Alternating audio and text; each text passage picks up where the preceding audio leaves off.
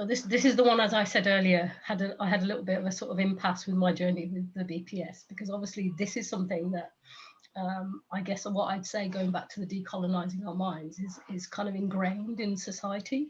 And I think psychology has a kind of bad rep about this, and we need to hold our hands up to that, which is this idea about, you know, the eugenicists using the idea that, you know, people who are black are actually kind of less than human, so that they could actually be colonized and they could be dehumanized through slavery.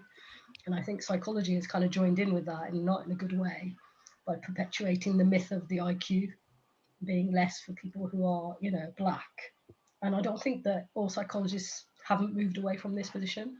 So when I talk to people inside the BPS who do some of this work now, they understand that that's a nonsense. But what they don't understand is that quite a lot of people have internalized this, and they still believe it to be the case. And that they might yet find the research evidence as though there is a difference. And there's no evidence that there's any difference between races. And races are constructed sociological, socio-political term. It's not a real term. And I suppose the other part of this is where we're trying to make change.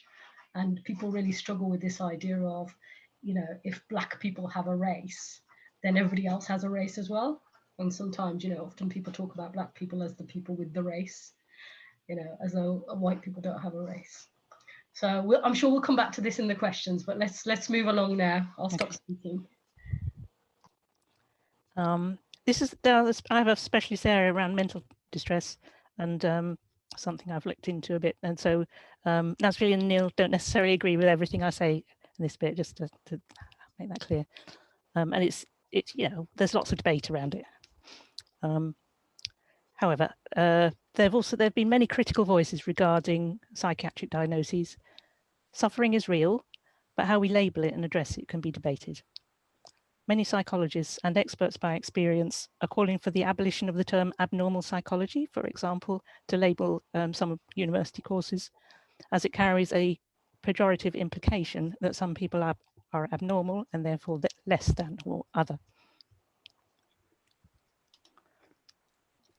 There is on YouTube, there's a half-hour talk by Dr. James Davies, who is a social anthropologist and psychotherapist, explaining how a small group of American psychiatrists devised a book that has had far-reaching consequences for a great many people. It's called the Diagnostic and Statistical Manual. There's a link there to his talk.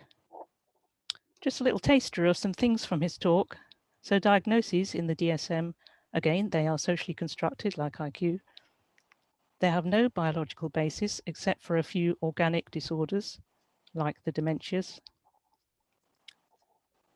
The DSM committee adds labels that psychiatrists are finding useful to use, and they are added by consensus, not through science. Schizophrenia and psychosis, again, something I particularly have looked into. This is a title, Schizophrenia, a Scientific Delusion, is the title of a book by psychologist Mary Boyle. It's a meticulous debunking of the schizophrenia concept using science. Now, no one is saying that people who get the diagnosis are not suffering.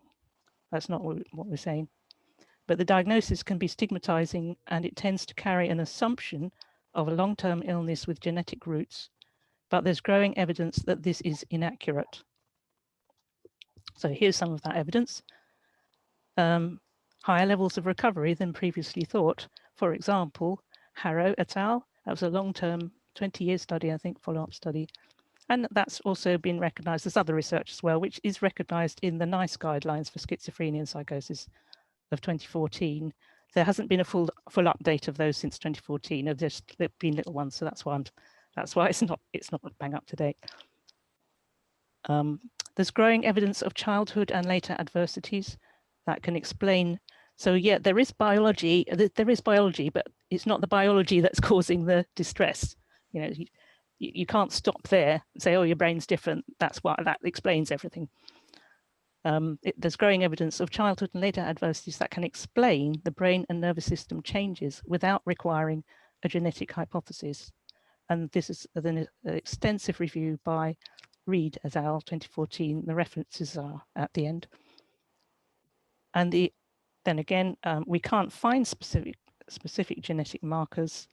Instead, many genetic variations are each associated with small elevations in risk of receiving the diagnosis. None of these represent genes for schizophrenia. And in fact, many of them may be helpful genes. You know, they're not genes for schizophrenia. Is anyone addressing diagnosis? Yes or no?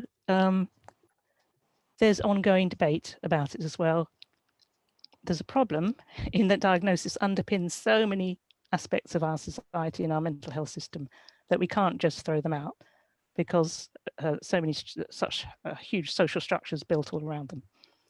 But psychiatrists and psychologists are paying increasing attention to the need to address trauma and adversity in the lives of people who are given a diagnosis of psychosis or schizophrenia and many other diagnoses as well. So that's the end of that little digression on mental distress. So I'll go back to the task force now. I mean, I think before we go on to that, I suppose what I'd say about it is it's a really important area. Again, you know, when we were doing our webinar on disability, and Sue kindly joined us for that webinar in terms of her lived experience, you know, people have to class themselves at the moment under the Equalities Act as having a disability if they have an ongoing mental health problem or ongoing mental health distress. And actually, you know, if we look at how many people are suffering, there's lots of people. And so you can become part of that marginalized group quite quickly. And yet it's a hidden thing sometimes. So there is a bit of work to do in the task force. We just haven't got to it yet. So we will be looking at this a bit more. And then I guess we might slightly say something different about it, which is why, you know, but I just want to be clear that there is part of our remit, but actually our remit's big. Yeah. So we haven't got to it, but we've still got a bit of time. And I'm sure the new structures which we go on to will have a look at mental health or mental distress as well. Yeah, thanks, Nasreen.